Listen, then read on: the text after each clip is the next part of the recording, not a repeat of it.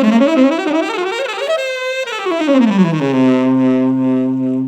guys, so that riff that I just played was actually built on an exercise that we're going to go over later today. We're going to go over 15 exercises that you can use for diminished harmony. So first things first, let's just talk about what diminished harmony means. Diminished chord, as a lot of us already know, is just going to be 1, minor 3, flat 5, and the natural 6. That's going to be a regular diminished chord. Now I'm going to clear up some confusion here because a half diminished chord doesn't actually really have anything to do with the diminished scales. We're going to go over the 2 diminished scales that you've got to know in a second. But with a half diminished chord, that's a totally other thing that functions usually as the 2 in a minor 2-5-1. And for a half diminished chord, you use Locrian or Locrian natural 2. For a resource on all the scales that you'll ever need to know in jazz theory, check out my PDF, Scales for Jazz Improvisation, on jazzlessonvideos.com, which has tons of exercises for all sorts of different scales. But today, we're going to go into diminished harmony and a bunch of different exercises you can do on diminished scales. So you can shred on the diminished sound because that's a really cool sound. So the regular diminished chord, not the half diminished chord, the regular diminished chord, your scale pairing is going to be the whole half diminished scale. And you actually can't use the half whole diminished scale on a regular diminished chord. And we're going to go over that in a second. But for the whole half diminished scale, that's going to sound like this.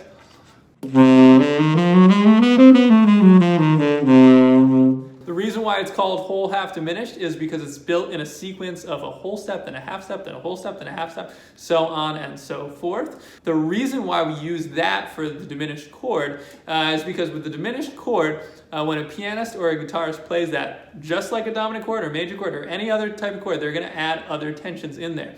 And the tensions that they're going to add are going to be like a major 7 or a natural 9. Those are going to be really common tensions that they add in there. And that does not line up with the other type of diminished scale, which is going to be the half whole diminished scale. That's built in a sequence of, you guessed it, half step, whole step, half step, whole step, the opposite. Okay, so for that scale, we're going to use that scale over dominant chords. Anytime you want to add some cool sounds and alterations to it. So for a flat 9 dominant chord, for a sharp 9 dominant chord, really any time that you just want to kind of make what you're playing over a dominant chord more hip. And so what we're going to do now is we're going to go over the 15 exercises that you can do with the diminished scales. And so it's not just going to be scale exercises. We're going to be adding chromaticism into it, approach notes and enclosures, all sorts of stuff. Going to be doing different cell patterns and stuff like that. So this is going to be really useful material. We're just going to go over the half whole diminished scale exercises today. If you want to see all of this stuff with the whole half diminished scale, that's going to be for diminished chords. That's going to be a really useful tool that we're offering as a PDF at jazzlessonvideos.com/PDF-packages. So that's going to be a great resource. Make sure to check it out. Okay, so before we go on, just a couple things to clarify. One, when do we use the diminished chord? So the diminished chord is going to happen a lot of times. It's going to function going up into a half step into a minor chord. So we'll go up a half step into a 3-6-2-5 a lot of times at the end of a song, 5 bars from the end, like in Donna Lee. Happens all the time. It's really a telltale sign of a really advanced pro when somebody hits that, because tons of developing players, or even professionals, don't hit that chord. And it's really a sign of like a world-class improviser when you nail that sound going up into the 3-6-2-5. The other time when it's going to happen is it's going to happen as essentially like an old school way of playing 1-6-2-5 into a 3, so on rhythm changes, you go 1-6-2-5 and then 3-6-2-5, but a really cool old school way of playing on that is going to be doing 1 major, then up a half step into diminished, 2 minor, up a half step in diminished, and then into the 3. So that would be like...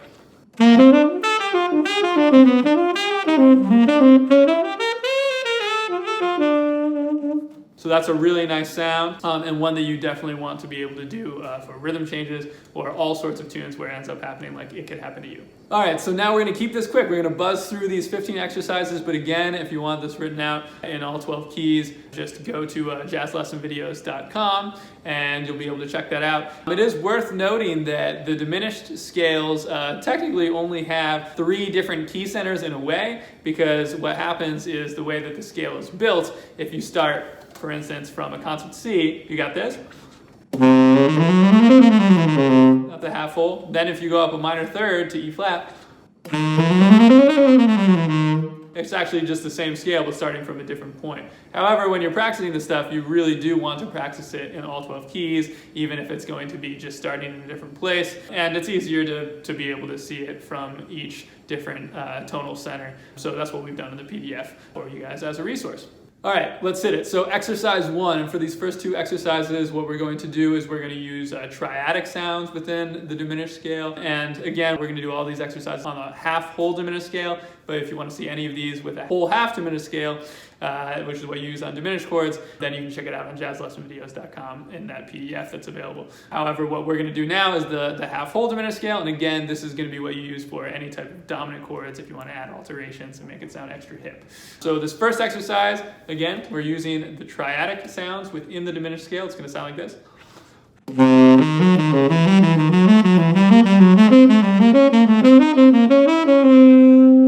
So what we're doing is we're just building triads from each degree.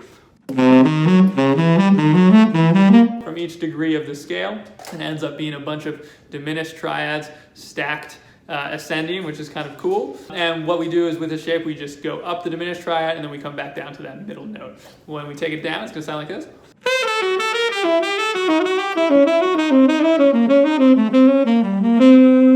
So cool sound there. All right, now going on to exercise 2. So now what we're going to do is we're just going to mix up the shape of the triad a little bit. We're going to skip up a note and then come back down.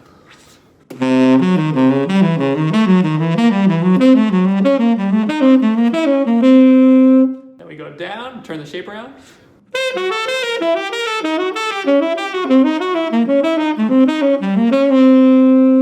All right, so now we're going to do the arpeggio section.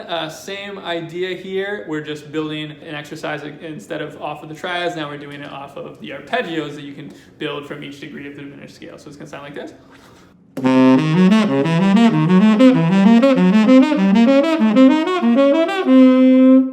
Going down.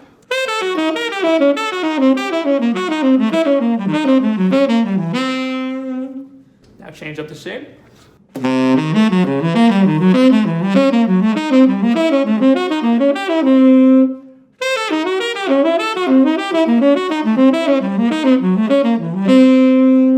All right, so 2 more arpeggio exercises here, and what we're going to do now is we're going to mix up the shape, so we're going to be doing a unique shape every other time, essentially, and alternating between the 2. So it's going to sound like this.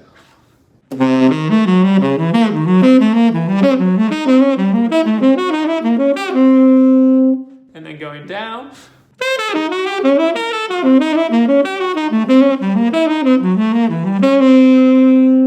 All right, now for this last exercise, what we're going to do is we're just going to build up these arpeggios, but we're going to skip up a note, and then step back down, and skip up another note. So the shape's going to be like this. And we're going to build that shape up the scale.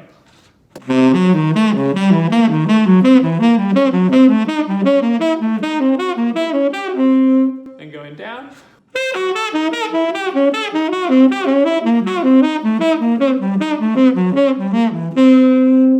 All right, so now we're going to do a bunch of different scale shapes, and what we really want to do when we play scales is we don't want to just run up and down the scale. We want to mix things up and do a bunch of unique shapes, so that's what we're going to do with these diatonic diminished exercises. So for the first one, we're going to step up a few degrees, we're going to come back down to the 3rd degree, but then we're going to pop back up a half step in the scale, and we're going to continue that shape going up the scale. Then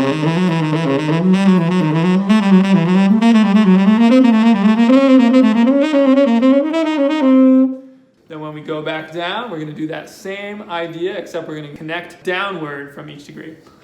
Like that.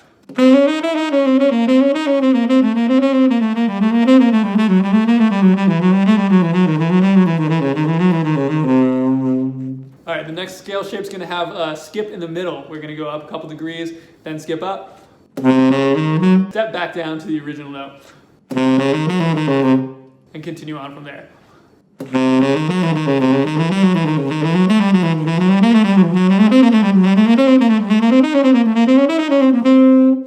And going down.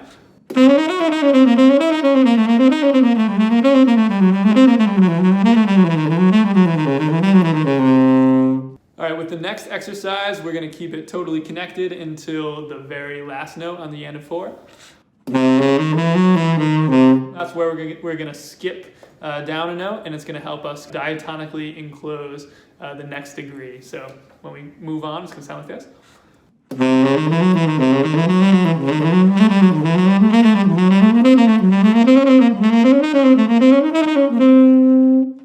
And going back down.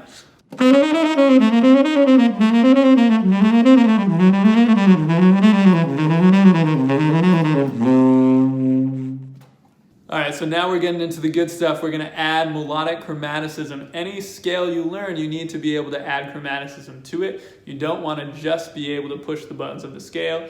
You want to be able to add in the in-between notes melodically. So what we're going to do first is we're going to do an approach note exercise here. And what we're going to do is we're just going to add a chromatic approach note at the end of the bar to bring us into the next scale degree. So it's going to sound like this.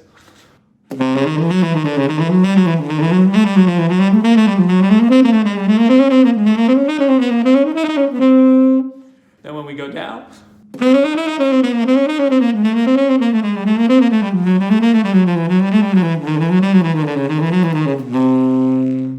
really cool exercise there. All right, so for these last 3 exercises, again, it's going to be the melodic chromaticism, but as opposed to being an approach note exercise, they're technically going to be enclosure exercises because now the melodic chromaticism is always going to be wrapping around the next degree that it's going into. So for this first one, and for all of these, actually, we're going to do the same enclosure shape, but we're just going to change how we're playing throughout the rest of the exercise diatonically in the other half of each bar, which is going to be what's going to really make it sound cool and give a lot of variation from exercise to exercise, and gives you a lot of stuff to work with when you're ultimately improvising with this stuff. So for the first one, we're just going to start with a 1, 2, 3, 5 shape.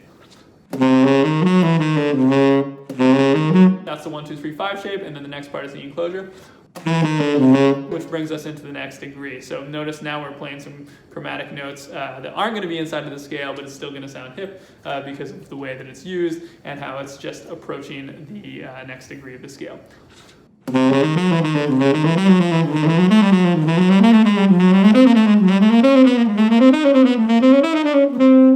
Then when we go down, we're just going to do 1, 2, 3, 4 diatonically instead of 1, 2, 3, 5 to help us get down into each degree.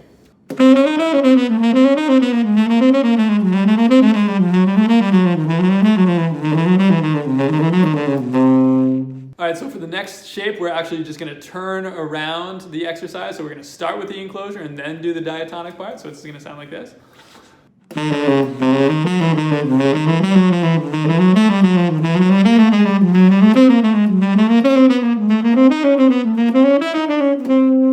Then when we go back down, it's going to sound like this.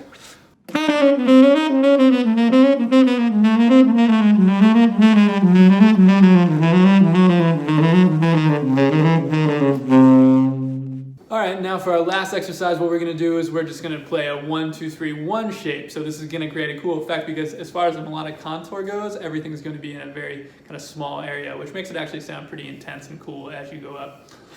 And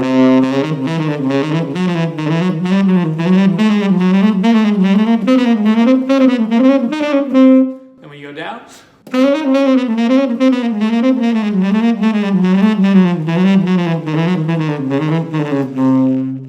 okay, so for the next 2 exercises, this is going to be hip. We're going to do diminished cell patterns. So essentially, we're going to take a shape and then we're going to move it up the diminished arpeggio.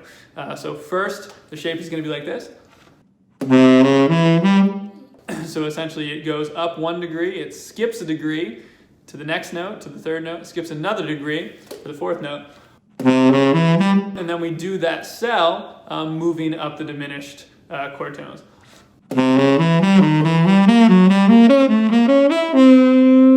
Then when we go down, we do that same shape moving downwards, and when we do that, it actually ends up just being a dominant arpeggio going down. So playing the root, then the 7th, then the 5th, then the 3rd, and then you move that down each diminished chord tone. So it sounds like this.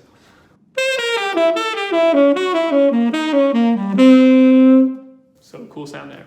All right, so this next one's going to be funky. We're going to move up 1 degree. We're going to skip 2 degrees to get up to the 3rd note. Then we're going to move up 1 degree again. So the shape's going to be... Now when we move up each diminished arpeggio note. We're going to go.